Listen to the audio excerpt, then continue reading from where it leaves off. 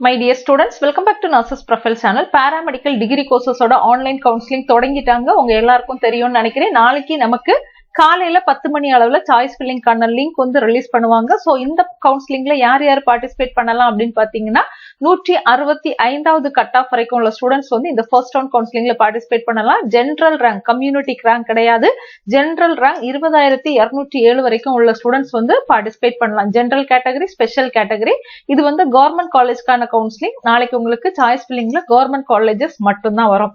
அதே நேரத்துல பாத்தீங்க அப்படின்னா வெப்சைட்ல நமக்கு சீட் வேகன்சி ரிலீஸ் பண்ணிருக்காங்க. யாருக்கு அப்படின்னு பாத்தீங்கன்னா எம்பிபிஎஸ் பிடிஎஸ்க்கு தான் ரிலீஸ் பண்ணிருக்காங்க. பாராமெடிக்கலுக்கு இன்னும் சீட் வேகன்சி ரிலீஸ் ஆகல.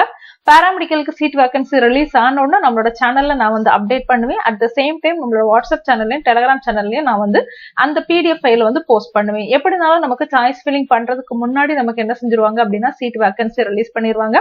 அந்த சீட் வேகன்சி நீங்க பார்த்துட்டு என்ன செஞ்சா போதும் அப்படின்னா சாய்ஸ் ஃபில்லிங் பண்ணனா போதும். இந்த வருஷம் சீட் வந்து இன்க்ரீஸ் ஆகிறதுக்கான வாய்ப்பு இருக்குது.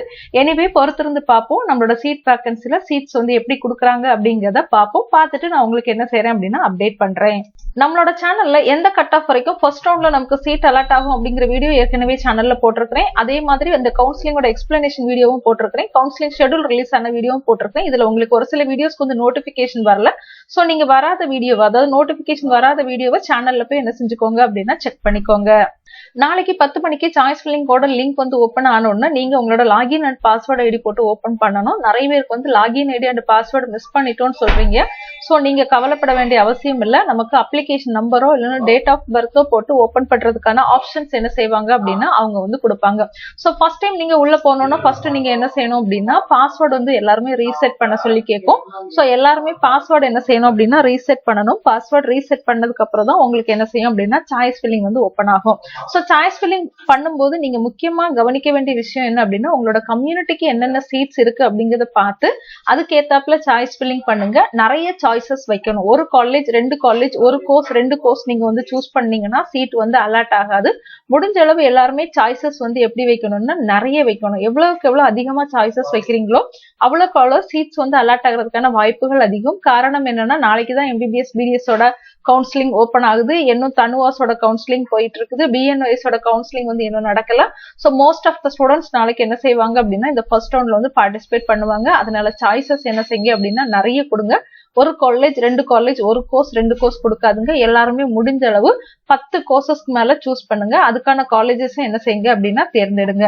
அண்ட் நீங்க கம்ப்யூட்டர் சென்டர்ல போய் சாய்ஸ் ஃபில் பண்றீங்க அப்படின்னா ரொம்ப கவனமா இருங்க. கம்ப்யூட்டர் சென்டர்ல நம்ம அப்ளிகேஷன் சப்மிட் பண்ணும் போதே நிறைய மிஸ்டேக்ஸ் நடந்துச்சு. அதே மாதிரி நமக்கு சாய்ஸ் ஃபில்லிங்லயும் மிஸ்டேக்ஸ் ஆயிடக்கூடாது.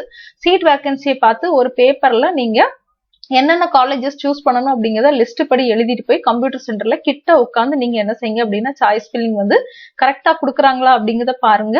அவங்க இஷ்டத்துக்கு எதையாவது என்ன செஞ்சிடக்கூடாது அப்படின்னா கொடுத்துடக்கூடாது. அதுக்கப்புறம் வந்து சீட் வந்து அலாட் ஆகாம போயிடும்.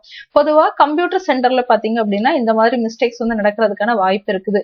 எனக்கு கண்டிப்பா கவர்மெண்ட் காலேஜ் தான் வேணும் அப்படிங்கிறவங்க 19 கோர்சஸ்க்கும் உங்க கம்யூனிட்டிக்கு எவ்வளவு சீட்ஸ் காட்டுதோ எல்லா கோர்ஸ், எல்லா காலேஜுமே என்ன செய்யுங்க அப்படின்னா சாய்ஸ் ஃபில்லிங்ல கொடுத்துருங்க.